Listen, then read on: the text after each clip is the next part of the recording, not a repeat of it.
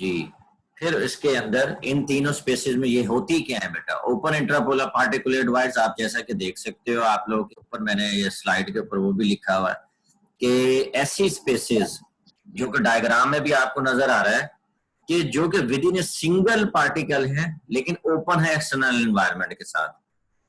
Close intra particulate wides को आप लोग जब डायग्राम में ये देखोगे, जो डॉटेड लाइन बना हुआ है, ये ऐसी स्पेसिस हैं जो कि सिंगल पार्टिकल के अंदर मौजूद है स्पेसिस, और लेकिन जो एक्सटर्नल एनवायरनमेंट, ये जो आपको व्हाइट व्हाइट व्हाइट कलर का एक्सटर्नल पूरा एनवायरनमेंट नजर आ जिसमें पार्टिकल प्लेस किए गए हैं, उस पे एक्सपोज नहीं है।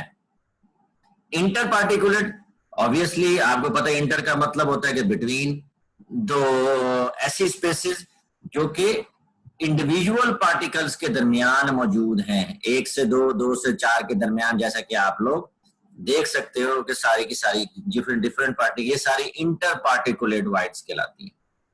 अच्छा, नेक्स्ट में जी, अच्छा, फिर अब वो ये बात करते हैं कि जब ये तीन तरह की बेटा जो स्पेसिस जो है पार्टिकल्स के दरमियान मौजूद हैं, तो करना क्या है कि उन्हें कहा अब आप पाउडर वॉल्यूम को कैसे डिफाइन करेंगे। पाउडर वॉल्यूम को डिफाइन करने के लिए वो ये कहते हैं कि जनाब जी कि इंटरप्रिटेशन सम की जाती हैं। उन्होंने डिफरेंट वॉल्यूम्स को इंटरप्रिटेशंस की हैं, और उसके अंदर सबसे पहले जो इंटरप्रिटेशन है वो कहलाती है ट्रू वॉल्यूम, जिसको रिप्रेजेंट करते हैं वीडी से। ट्रू वॉल्यूम बेसिकली है क्या, कि the total volume of all the solid particles, जिसके अंदर एक्सक्लूड कर दें ऑल दी स्पेसिस इंटर और इंट्रा उसके अंदर मौजूद ना हो, और it is the volume of the powder itself. This is called total volume of the solid particles. अच्छा, तो सेकंड फिर इसके अंदर उन्होंने फर्दर इसको मॉडिफाई किया, ग्रेनुलर, एक टर्म और भी उन्होंने कहा यूज कर सकते हैं, वीजी, जिसको कहते हैं granular volume of the powder. Basically this is the actual volume of the particle.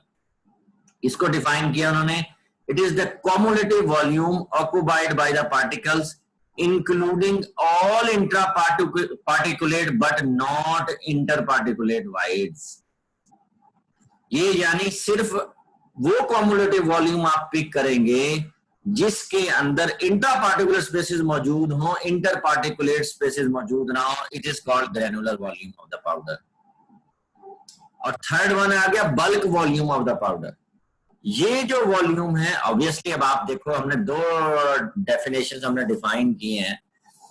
पहली में ऐसा वॉल्यूम था जिसके अंदर दोनों ही नहीं थे, ट्रू वॉल्यूम, ना इंटर थी ना इंट्रा था पार्टिकुलर स्पेसिस। ग्रेनुलर वॉल्यूम आया, यहां सिर्फ इंट्रा पार्टिकुलेट स्पेसिस थी, इंटर पार्टिकुलेट नहीं थी। अब bulk volume of the material VB, यानी it is the total volume occupied by the entire powder mass under the particular packing achieved during the measurement, यानी इसके अंदर इंटर और intra particulate spaces दोनों की दोनों मौजूद होंगी, और फिर आप उसकी मेजरमेंट करोगे, that is called the bulk volume of the powder. अच्छा, फिर आगे चले, उसके अंदर ये तीनों के तीनों डिपेंड करते हैं एक सिंगल मेथड के ऊपर। अच्छा, फिर उन्होंने कहा कि चले जी, अब अगर एक और फर्दर कंडीशन इसके अंदर करें, उन्होंने कहा कि अगर आप ऐसा जब स्टडी फिनोमिना कर रहे हैं जिसके अंदर वॉल्यूम चेंज हो रहा है, तो वो कहते हैं कि आप कंसीडर करें वॉल्यूम ऑफ द सैंपल को, specifically volume of the sample V को, under specific experimental conditions relative to the true volume. V यानी VR is equal to volume of the sample divided by VT। ठीक है, अब उन्होंने कहा कि ये VT जो है, VR जो हमने रिलेटिव वॉल्यूम को डिफाइन किया, ये डायमेंशनलेस क्वांटिटी है, जिसको आप फार्मूला है VR is equal to volume of the sample V divided by the true volume VT। यानी ये बिकम्स यूनिटी हो जाती है when all the air is eliminated from the mass during the compressional process. अच्छा, फिर further इसके अंदर एक और चीज आ गई जनाब, अभी ये तो हो गई जी, क्या कहते हैं उसकी, वॉल्यूम्स की अभी चल रही थी। एक और मैं आपको स्लाइड्स,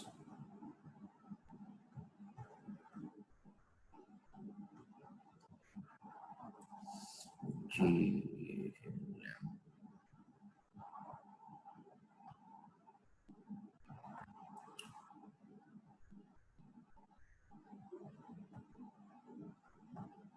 लो, हाँ जी, वेट वेट,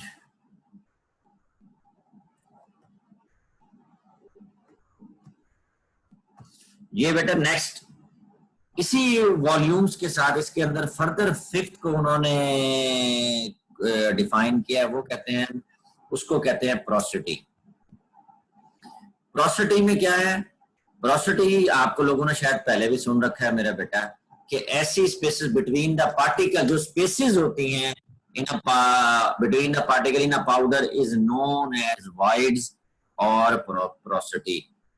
अब बेसिकली होता क्या है इसके अंदर कि जी आप वॉइड्स को क्यों मेजरमेंट करनी चाहिए, वॉइड्स की इंपॉर्टेंस क्या है? ये ऐसे इंपॉर्टेंस है ऑब्वियसली कि बेटा जो वॉइड जो स्पेसेस जो पोर होते हैं, अब हम कोई एक फाइन कैपिलरी लेते हैं, उसके अंदर हम पोर्स और वो मौजूद है, तो आप क्या करते हो कि लिक्विड जब उसके अंदर से पास करे, तो जैसे आपने अपने फिल्टर मीडिया के अंदर किया था, पोर्स और वॉइड्स हैं उसके अंदर, जब आप लिक्विड को पास करोगे उसके अंदर तो क्या होगा, जैसे ही उन पोर्स और स्पेसिस में क्या होगा कि टैबलेट के सपोज कर लो सॉलिड पार्टिकल के दरमियान जो स्पेसिस हैं, क्या होगा, लिक्विड जो होगा उसके अंदर पोर्स के अंदर प्लेस कर जाएगा। जब लिक्विड उन पोर्स के अंदर चले जाएगा तो टैबलेट क्या बन सकती है प्रॉपरली, बताएं? आपको तो एक वेट ड्राई मास चाहिए, आपको एक वेट मास तो नहीं चाहिए। जैसे ही लिक्विड अगर उन पोर्स और उन स्पेसेस जो मौजूद रही पाउडर पार्टिकल के दरमियान, तो लिक्विड तो इजीली उनके अंदर पेनिट्रेट कर जाएगा, पेनिट्रेट कर जाएगा तो अल्टीमेटली क्या होगा, टैबलेट क्या होगी, डिसइंटीग्रेट हो जाएगी ना। हेलो, आवाज नहीं आ रही मेरे बेटा किसी को? Yes sir. ठीक है, टैबलेट जो है मेरे बेटा डिसइंटीग्रेट हो जाएगी। अच्छा, जब टैबलेट डिसइंटीग्रेट हो जाएगी तो फिर क्या होगा, ऑब्वियसली उसके डिसइंटीग्रेशन जो है टाइम के ऊपर इफेक्ट पड़ेगा और आपको रिक्वायर्ड डिसइंटीग्रेशन टाइम अचीव नहीं होगा।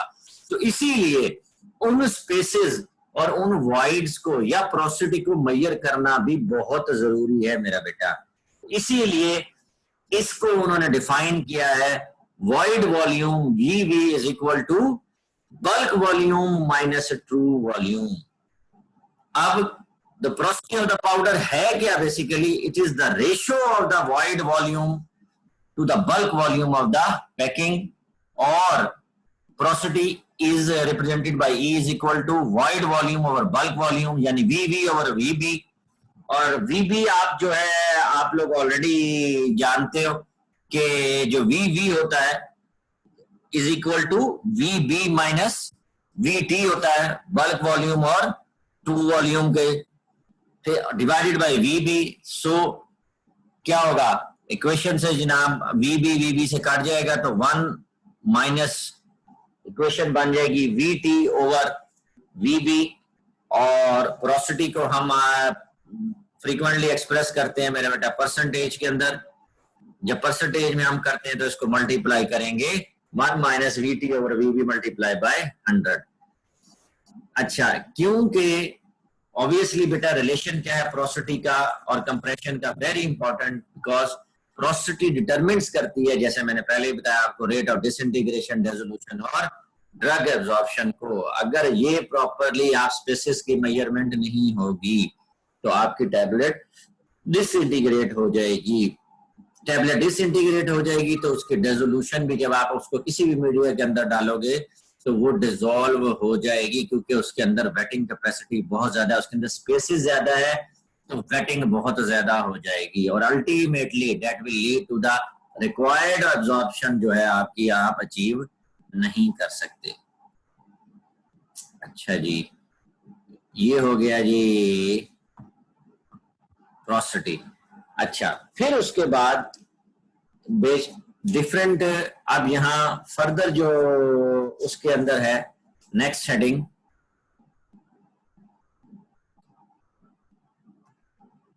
एक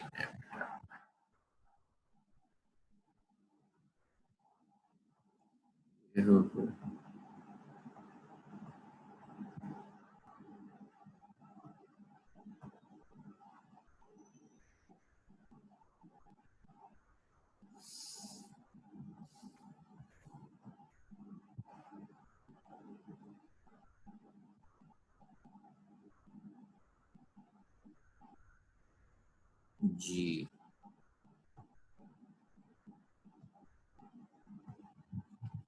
हाँ जी, नेक्स्ट मेरे बेटा इसी के अंदर फर्दर हेडिंग है कि ये तो हमने डिफाइन कर लिया वॉल्यूम्स को।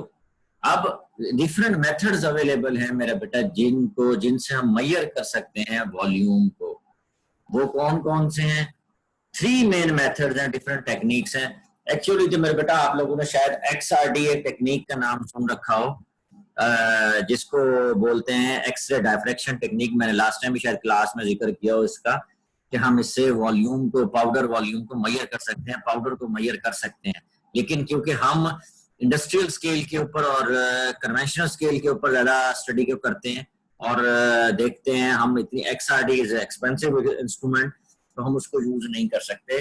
तो हम सिंपल अगर मेथड ले, हमने पाउडर का वॉल्यूम मेजर करना हो, तो उसके ऊपर 3 डिफरेंट मेथड्स हैं जो कि आपकी स्क्रीन के ऊपर नजर आ रहे हैं मेरा बेटा। Number 1 is helium pycnometer method and second one is liquid displacement method, जिसको आप स्पेसिफिक ग्रेविटी बॉटल मेथड भी कहते हो। अब ये आपके सामने मेरा बेटा एक डायग्राम नजर आ रही है, ये हीलियम पिकोनोमीटर मेथड की डायग्राम है। अगर आप अब इसको गौर से देखो और आपने प्रोसीजर को सुनना है तो आपको लग पता जाएगा कि बेसिकली इसमें हम करते क्या है। इसमें होता यह है कि helium as the name indicate, इसके अंदर हम हीलियम गैस को यूज करते हैं इन द होल कंपार्टमेंट, जिसके जो नजर आ रहा है आपको वहां से ऊपर वेल्व के ऊपर, वहां से हम हीलियम को इंट्रोड्यूस करते हैं और फिर उसकी एंट्रेंस को हम क्लोज कर देते हैं। हीलियम गैस को क्यों यूज कर रहे हैं?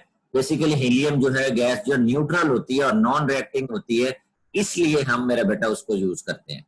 अच्छा, जैसे ही हम हीलियम गैस को इस चैम्बर में मेरा बेटा एंटर करेंगे तो होगा क्या, नीचे आपको एक वेरिएबल वॉल्यूम पिस्टन नजर आ रहा है, उसके ऊपर स्केल बना हुआ है जिसको रिप्रेजेंट किया उन्होंने यू के साथ। क्लियर? यू के साथ जब हम रिप्रेजेंट कर रहे हैं, जैसे ही हमने हीलियम गैस एंटर की, वो क्या करेगा, सम एक्सर्ट करेगा प्रेशर को और फ्रिक्शनलेस जो नीचे पिस्टन है ये मूव करेगा, और जहां वो मूव उसकी वो स्टॉप हो जाएगी एंट्रेंस को जब हमने क्लोज कर दिया, तो जहां वो स्केल के ऊपर रीडिंग आ जाएगी जिसको आप स्केल के ऊपर डिटेक्ट कर लेंगे, उसको हम रिप्रेजेंट करेंगे बाई U1 से। अच्छा, फिर इसके बाद हमने क्या करना, आपको एक सैंपल सेल नजर आ रहा है, फिर हम इसके अंदर एक known volume of the sample जिसको हम बोलते हैं स्टैंडर्ड, हम उसको प्लेस कर देंगे और फिर उसकी दोबारा से हम रीडिंग, जारी बात है जब आप एंटर करोगे तो स्केल के ऊपर रीडिंग आ जाएगी, उसको भी नोट डाउन हम कर लेंगे। उसको बोलते हैं, जब वो रीडिंग नोट डाउन कर लेंगे तो उसको रिप्रेजेंट करेंगे U2 के साथ। और फिर उसके बाद लास्ट एट द एंड हम टेस्ट सैंपल को प्लेस करेंगे जिसका वॉल्यूम हमने मेजर करना है। अब the volume of the test sample को डिटरमिन करने के लिए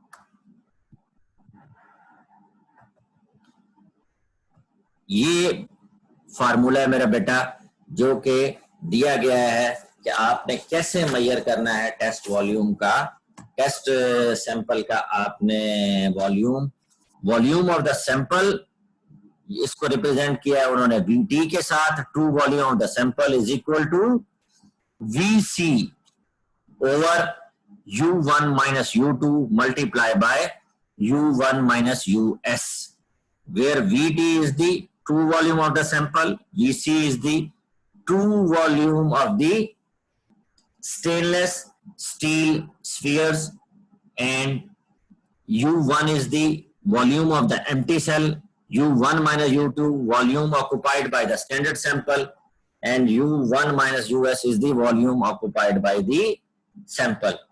U1 मैंने आपको पहले बता दिया था, एम्प्टी सेल का वॉल्यूम है.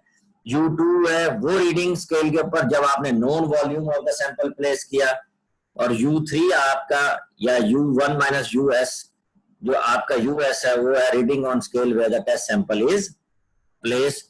इस तरह हम हीलियम पिक्नोमीटर मेथड के जरिए से मेजरमेंट कर सकते हैं अपने powder sample. Second method is liquid displacement method, जिसको आप स्पेसिफिक ग्रेविटी बॉटल मेथड भी कहते हो मेरा बेटा. एक minute. Specific gravity bottle method अब is also known as liquid displacement method. इसमें आपको नजर आ रहा होगा सॉल्वेंट्स वो यूज किए जाते हैं जो कि ऐसे सॉल्वेंट हों जो कि क्या करें, जिसके अंदर आपका मटेरियल इनसॉल्युबल हो और आपका लिक्विड वेट ना करे सॉलिड्स को. For example ethyl alcohol, water, mercury etcetera etcetera. अच्छा, और इसके लिए आप स्पेसिफिक पिक्नोमीटर या specific gravity bottle method use करते हो. अब इसका प्रोसीजर क्या है? इसका प्रोसीजर ये है कि आपने क्या करना है, एक स्पेसिफिक ग्रेविटी बॉटल मेथड ली, उस बॉटल को फिल्ड कर लिया सॉल्वेंट के साथ जो कि इनसॉल्युबल है, और even the liquid that does not wet the solid, for example mercury. फिर आप क्या करोगे, सिंपल जैसे आप लोग मेजर करते हो, quantity of the liquid required to fill the bottle up to the mark is noted, and the volume of the sample is determined by the following formula. W1 is equal to W3 over W4 minus W2 is equal to W2 minus W1 over W4 minus W2, where W1 is weight of pycnometer, W2 is weight of pycnometer plus sample or glass beads, W4 is weight of pycnometer with powder and fill with solvent, W3 is equal to W2 minus W1 weight of sample, W4 minus W2 volume of the liquid displaced by the solid.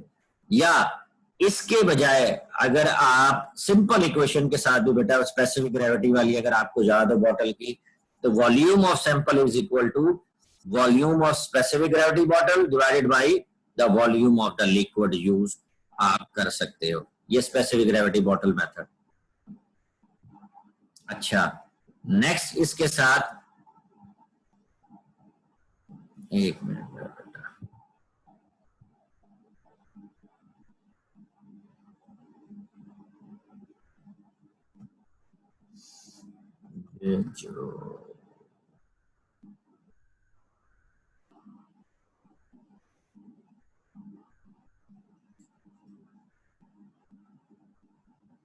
अच्छा, and last मैंने आपको बताया 3 method होते हैं. तीसरा third one method is compression method.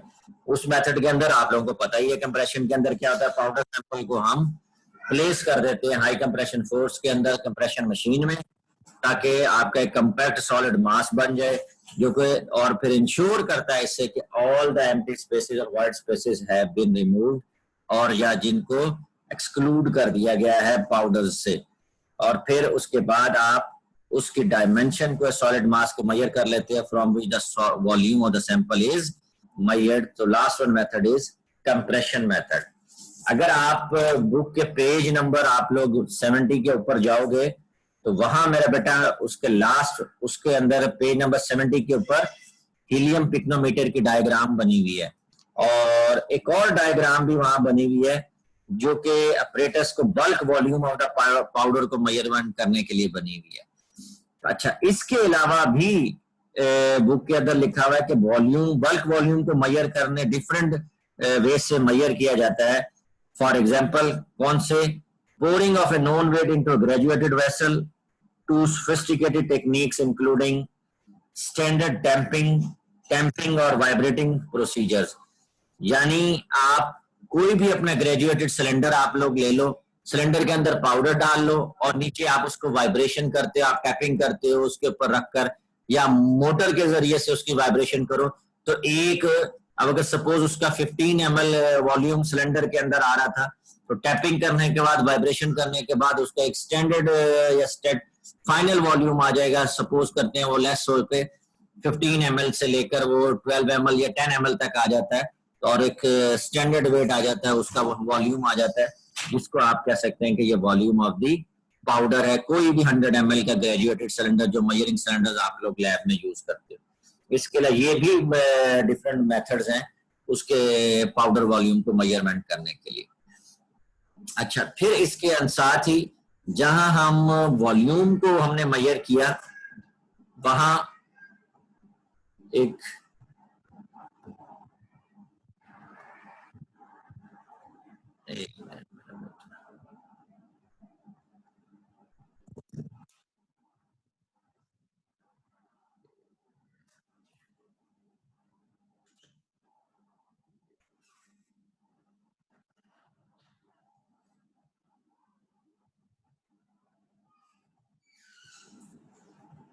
ये आप लोगों की स्क्रीन पे मेरे बेटा आ रहा होगी डेंसिटी, जहां ऑब्वियसली हमने वॉल्यूम को मेजरमेंट किया, वहां वो कहते हैं कि ये डेंसिटी को भी मेजरमेंट करना बहुत जरूरी है। डेंसिटी आप लोगों को पहले ही पता है कि mass over volume ratio, mass over volume is known as density of the material for powdered solid depending upon the nature of the volume. Different terms, same terms मेरे बेटा यूज की जाएंगी जो कि हमने वॉल्यूम के लिए यूज की थी।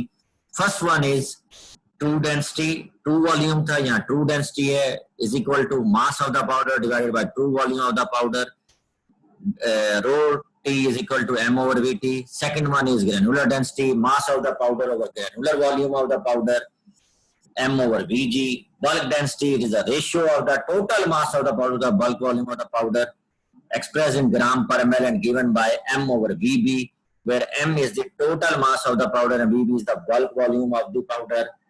And last one, इसके साथ bulk density के बाद is the true density। अगर सेम लाइक जैसे हमने वॉल्यूम के अंदर मेजरमेंट की थी, यहां भी मेरा बेटा ऐसे ही होगा कि अगर स्पेसिफिक एक्सपेरिमेंटल कंडीशंस के अंदर आप डेंसिटी को मालूम करना चाहते हो, तो density of the material leads to a dimensionless quantity that is called the relative density. Relative density is equal to density of the material divided by the true density. So फिर relative density increases to a maximum of unity when all the air spaces have been eliminated. So same terms, same formulas के साथ ये density को भी हम represent कर सकते हैं। जी मेरा बेटा, any question? यहां तक कोई चीज समझ ना आई हो तो फिर मेरा बेटा कल से डिफरेंट जरा कंसोलिडेशन और कंप्रेशन शुरू होगा, टफ टॉपिक है वो। तो यहां तक मेन बेसिकली जी फैसल सर एक थोड़ा सा इशू है, वो ना मतलब जो डाटा होता है उसका इशू आ रहा है कि समझ नहीं आ रही, वो इस तरह तो रैंडम स्लाइड से हम लोग पढ़ लेते हैं, लेकिन ये रिसेंटली मैंने सैटरडे संडे को पढ़ने की कोशिश की ना खुद, तो कुछ से समझ नहीं सा आ रहा, मतलब कि जो जिस तरह वो फिल्टर थे उनकी टाइप्स हैं, मल्टीपल, वो ग्रेविटी, वैक्यूम, प्रेशर और ये सेंट्रीफ्यूगेशन, कि उनका कितना मतलब सबका थोड़ा थोड़ा इंट्रोडक्शन करें, फिर वो चार भी टाइप्स हैं, क्या करना है क्या नहीं। आप किसने कहा फैसल? मैंने आपको बेटा पहले दिन लेक्चर में वो दिखाया था सिलेबस, हमने सिर्फ सिलेबस कवर करना है, हमने तो मैंने आपको कहा ही नहीं कि वो सारी चीजें पढ़नी है मेरा बेटा। मैंने तो कोई रैंडम प्रोवाइड कर सकते हैं, मैंने तो 4 मेरा बेटा आप लोगों को पढ़ाया, और वही ओल्ड वॉल्यूम में भी न्यू वॉल्यूम से भी सिर्फ 4 ही आपको फिल्टर पढ़ाए। मैंने तो और आपको पढ़ाया कोई, वही सर कह रहा हूँ कि फिल्टर तो 4 ही पढ़े हैं, लेकिन वो मतलब डिवीजन में जब आएगा तो वो फिर ध्यान में आ जाता है कि थोड़ा बहुत किस बेस पर डिवीजन की है, इसमें ग्रेविटी है या वैक्यूम बेटा। मोस्टली देखो, मोस्टली प्रेशर की बेस के ऊपर उन्होंने क्लासिफाई किया है, by applying vacuum, pressure, gravity, वो सारे एक ही ऑब्लिक करके मेथड्स हैं। जो ये 4 मेन फिल्टर पड़े हैं वो सारे के सारे आप देख लो वैक्यूम या प्रेशर को फॉलो कर रहे हैं। जी जी हाँ, तो इसमें हमारे सिलेबस में वही है ना मेरे बेटा, इसलिए मैंने वो पढ़ाया नहीं एक्स्ट्रा, जो आपको सेंट्रीफ्यूगेशन और अदर मेथड, ग्रेविटी वगैरह की। मैंने तो आपको इसलिए सिलेबस आपका दिखाया, कोर्स आउटलाइन, हमने इसको फॉलो करना है। जो वहां दिए गए थे बेटा, मैंने वही आपको पढ़ा के आगे से हमने अगला चैप्टर शुरू कर दिया, और वो भी मैं जो कि न्यू वॉल्यूम के अंदर, तो लेकमैन की बुक के अंदर तो ये मौजूद ही नहीं है। क्या जी कहते हैं कंप्रेशन, और वहां टैबलेट्स का चैप्टर शुरू हो जाता है, बजाय इसके कि वहां ये तो अब मेन चीजें मौजूद ही नहीं है, ये जो आपके कोर्स के अंदर मौजूद है, जो ये हमने सारे सही है डिस्कस सर। किए हैं जब हमने चैप्टर स्टार्ट किया था। आप लोगों को मैं रैंडमली तो कुछ नहीं आपको बता रहा मेरा बेटा, मैं तो वही चीज आपको बता रहा हूँ जो बुक से और जो आपके सिलेबस में मौजूद है। अच्छा ठहर, जो मैं आपको अभी आप लोगों की स्क्रीन के ऊपर, अच्छा मैं स्लाइड्स भी आपको उसी सीक्वेंस से शो कर रहा हूँ जिस सीक्वेंस से हम टॉपिक पढ़ रहे हैं मेरा बेटा, फिर आप कैसे कह सकते हो कि मैं रैंडमली आपको पढ़ा रहा हूँ? सर रेंडमली मतलब ये था कि वो पीपीटी होता है ना पूरा टॉपिक का, इस तरह नहीं है वो, मतलब किस तरह मेरा मटेरियल बेटा? एक ऑथेंटिक हुए। बेटा ऑथेंटिक जो बुक से लिए गए हैं, वही बुक स्लाइड्स के ऊपर बुक्स में वही उन्होंने कॉपी किए हैं, उसके ऊपर ही यही same to same word to word exact मेरा बेटा बुक के अंदर लिखा हुआ है। सर मैं असल में ये कह रहा था कि अगर हमारे पास एक टॉपिक का पूरा पीपीटी या प्रोवाइड करते हैं, हम उसे प्रिंट आउट करवा के मतलब पढ़ने में आसानी होती। यार आप लोग बुक से पढ़ो ना मेरा बेटा, ये तो बाकी रिकॉर्डेड लेक्चर आपको मैंने दे दिया है, ये आपको जब भी खोलोगे स्लाइड्स आपको वहां रिकॉर्डेड मिलेंगी उन लेक्चर्स के अंदर, चले सर। तो वो रिकॉर्डेड सही है लेक्चर सर। देने का फिर क्या फायदा आपको? नहीं सही है सर, सही है, चले। बताओ ना मेरा बेटा, मैंने तो आपको बुक्स भी बता दी, पेज नंबर, और उसके बाद ये रिकॉर्डेड लेक्चर भी आपके गूगल क्लासरूम में मौजूद है, वहां आपको ये सारी की सारी स्लाइड भी सब रिकॉर्ड हो रही है, सही है सर। ये वहां मौजूद है, आप उसको वहां से इनको देख के नोट डाउन कर सकते हो। अगर आपने ये सब की सब बुक से कॉपी की गई है मेरा बेटा। जी जी सर ठीक है। हाँ एक मिनट ठहर जाओ जी, मैं आपके ना वो करिकुलम लेकर आता हूँ आप लोगों की स्क्रीन पे ना। जी सर वो वैसे है अभी। है? जी सर है, वो करिकुलम तो है सबके पास तकरीबन। अच्छा तो आप देखो, मैंने दिखाया था आपको लेक्चर में कि ये जो उसके अंदर सारा ये कंप्रेशन और कंसोलिडेशन और पाउडर सॉलिड था, ये वही उसके अंदर टॉपिक्स लिखे हैं। सेम इसी तरह जो फिल्ट्रेशन वाला था उसके अंदर फिल्टर मीडिया, फिल्टर सिलेक्शन के बाद 4 मेन फिल्टर इक्विपमेंट थे, वही मैंने आपको डिस्कस किए मेरे बेटा, इसके अलावा मैंने कुछ नहीं सही है। किया। ठीक है सर, हाँ थैंक यू। ठीक है ना, बाकी कोई चीज जी आप सर। लोग इसको गो थ्रू किया करो। ओल्ड वर्जन में पेज नंबर 66 से लेकर 71 तक हमने आज कंप्लीट कर लिया। Okay sir. ठीक है ना, ये आपको ओल्ड वर्जन के बुक में 3rd एडिशन के अंदर ये आपको मिल जाएगा लैकमैन की। ठीक है, और कल से हम इंशाल्लाह इसका इफेक्ट ऑफ अप्लाइड फोर्सेस शुरू करेंगे। क्लियर? यस जी सर। हाँ जी, गजनफर, एहतशाम, करीम, एनी इशू? नहीं सर क्लियर है। चलो गुड, इसको पढ़ते रहो, और वो सेकंड असाइनमेंट भी आप लोगों ने बेटा भेजते जानी है। बेशक उसके ऊपर आप लोगों ने अभी तक सब स्टूडेंट्स को गूगल क्लासरूम नहीं दिया आईडी, वहां तो बहुत कम स्टूडेंट्स आए हैं, अभी सब 15-17 आए हैं, 16।